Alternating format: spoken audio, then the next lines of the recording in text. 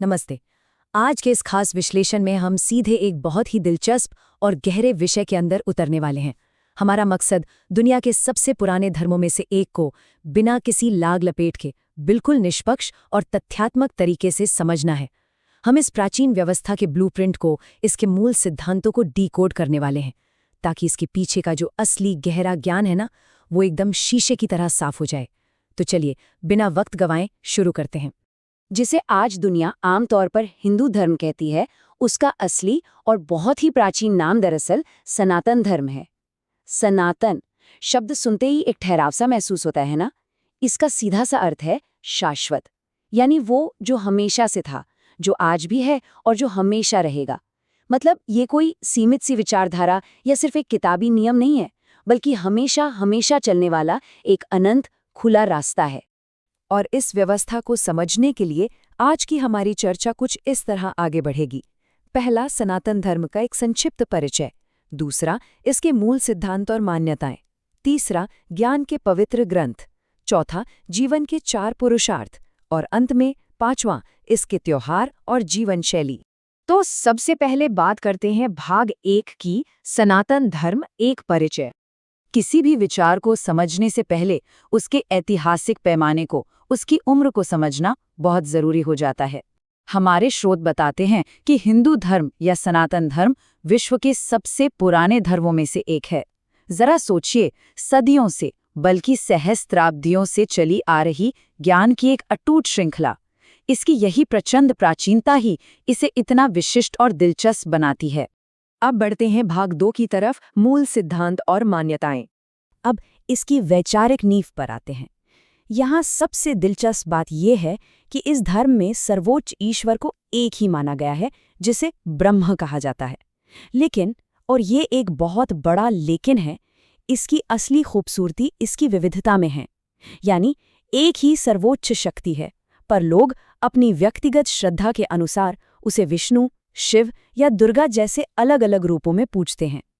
देखा जाए तो यह भक्ति जताने का कितना उदार, कितना लचीला तरीका है। कोई कठोर नियम नहीं, बस अपनी श्रद्धा के अनुसार ईश्वर से जुड़ना। इस सर्वोच्च शक्ति को समझने के बाद एक बहुत ही गहरा सवाल उठता है, कर्म हमारा अगला जन्म कैसे तय करता है? ये सवाल सीधा उस परम शक्ति के कंसेप्ट को हर एक इंसान की अपनी निजी आध्यात्मिक यात्रा से जोड़ देता है।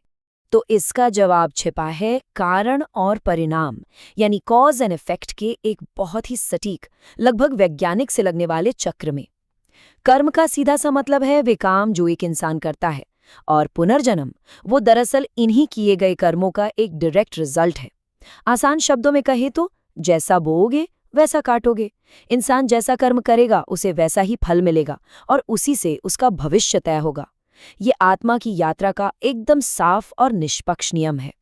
अब कर्म और पुनर्जन्म के इस लगातार चलने वाले लूप से, इस चक्र से बाहर निकलने का रास्ता क्या है? इसका जवाब है मोक्ष। स्रोत के अनुसार जीवन का सबसे अंतिम, सबसे बड़ा लक्ष्य मोक्ष प्राप्त करना ही है। मोक्ष का मतलब है जन्म और मृत्यु के इस कभी न खत्म होने वाले चक्र से पूरी तरह आजादी पा लेना और एक परम आध्यात्मिक शांति, एक अल्टीमेट ठहराव तक पहुंच जाना। आइए अब भाग 3 पर चलते हैं, ज्ञान के पवित्र ग्रंथ। अब सवाल ये है कि मोक्ष जैसी सर्वोच्च आजादी का ये गहरा ज्ञान आखिर मिलता कहाँ से है? तो इसका ब्लूप्रिंट इन महान ग्रंथों में है, जो एक गाइडबुक की तरह काम करते हैं। सबसे पहले आते हैं वेद, ऋग्वेद, सामवेद, यजुर्वेद और अथर्ववेद। ये ज्ञान के सबसे प्राचीन स्रोत हैं, एकदम फाउंडेशन।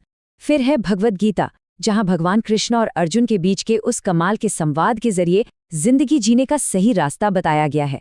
इसके अलावा रामायण और महाभारत जैसे महाकाव्य हमें ये सिखाते हैं कि चाहे कुछ भी हो जाए, अंत में जीत हमेशा अधर्म पर धर्म की ही होती है। और हाँ, पुराण और उपनिषद भी हैं, जो ईश्वर के अवतारों की कहानियां और जीवन की सबसे गहरी फिलॉसफी को खोलकर हमारे सामने रख देते हैं। यहाँ से हम आते हैं भाग 4 पर, जीवन के 4 पुरुषार्थ। अब उन पुरानी किताबों की बातों को असल जिंदगी में उतारा कैसे जाए, इसके लिए सनातन धर्म एक बहुत ही शानदार, एकदम प्रैक्टिकल फ्रेमवर्क देता है, जिसे 4 पुरुषार्थ कहते हैं। ये एक इंसान को संतुलित जीवन जीने की दिशा दिखाते हैं। पहला है धर्म, यानी अपने कर्तव्यों का सही से पालन करना। दूसरा है अर्थ, मतलब ईमानदारी से धन और समृद्धि कमाना। जी हाँ, धन कमाना। तीसरा है काम, यानी जीवन की खुशियों और इच्छाओं का आनंद लेना। और चौथा, आखिरी चरण है मोक्ष, यानी आध्यात्मिक शांति। सबसे खास बात यह है कि ये प्रणाली सांसारिक इच्छाओं या पैसा कमाने को गलत नहीं ठहराती है, बल्कि उन्हें धर्म के दायरे में रखकर अंतिम शांति के साथ कितनी खूबसूरती से बैलेंस करती है। और अब आखिरी हिस्सा, भाग 5, त्योहार और जीवन शैली। चलिए देखते हैं कि ये भारी भरकम फिलॉसफी हमारी रोजमर्रा की जिंदगी और उत्सवों में कैसे घुल मिल जाती है। दीपावली को ही ले लीजिए, ये सिर्फ दिए जलाना नहीं है, ये अंधकार पर प्रकाश और बुराई पर अच्छाई की जीत का जश्न है। फिर होली, रंगों का त्योहार जो आपसी भाईचारे और खुशियों का प्रतीक है। दशहरा, भगवान राम की रावण पर विजय। और महाशिवरात्रि या नवरात्रि, ये पर्व पूरी तरह से शक्ति और भक्ति की ऊर्जा से भरे हुए हैं। असल में ये सभी त्योहार सिर्फ सेलिब्रेशन नहीं है, ये उन मूल नैतिक शिक्षाओं के जीवंत रिमाइंडर हैं जो इन मूल्यों को आज भी हमारे बीच जिंदा रखे हुए हैं। इन उत्सवों के साथ साथ अगर आप ध्यान दें तो प्रकृति का सम्मान इस जीवन शैली में बहुत गहराई तक बुना हुआ है। यहाँ गंगा जैसी नदियों, विशाल पहाड़ों, पेड़ों और गायों को पूजा जाता है, और इसका लॉजिक बहुत ही सिंपल और तार्किक है। ये सब वो चीजें हैं जो मानव जीवन को बनाए रखने में, हमें पोषण देने में सीधे तौर पर मदद करती हैं। सच कहें तो पर्यावरण को बचाने का और उसके प्रति सम्मान दिखाने का ये एक बेहद प्राचीन और असरदार तरीका है। और हाँ, जब शांति और मेडिटेशन की बात आती है तो मंदिरों का जिक्र आना लाजमी है।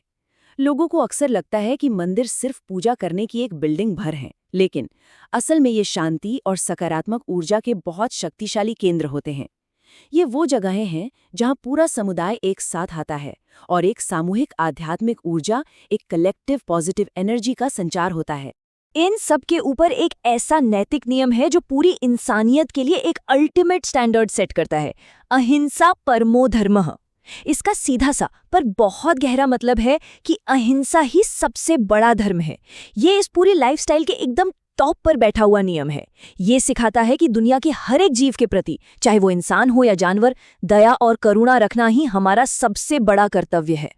तो इस पूरे विश्लेषण में हमने सनातन धर्म के ब्लूप्रिंट को स्टेप बाय स्टेप समझा, लेकिन जाते जाते एक बहुत ही दिलचस्प सवाल जो आज की दुनिया से जुड़ता है वो ये है, सनातन धर्म के ये शाश्वत विचार आधुनिक जीवन को कैसे संतुलित कर सकते हैं? जरा सोच कर देखिए। कर्म का वो कॉज एंड इफेक्ट वाला सिद्धांत, पैसा कमाने और आध्यात्मिक शांति के बीच का वो कमाल का बैलेंस, और प्रकृति के प्रति वो गहरी करुणा, ये विचार भले ही हजारों साल पुराने हों, लेकिन आज की भागदौड़ भरी स्ट्रेसफुल जिंदगी में एक ठहराव लाने के लिए ये बेहद शक्तिशाली टूल साबित हो सकते हैं, है ना? इसी सवाल और विचार के साथ आज के इस विश्लेषण को हम यहीं विराम देते हैं। इस पर जरूर विचार कीजिएगा।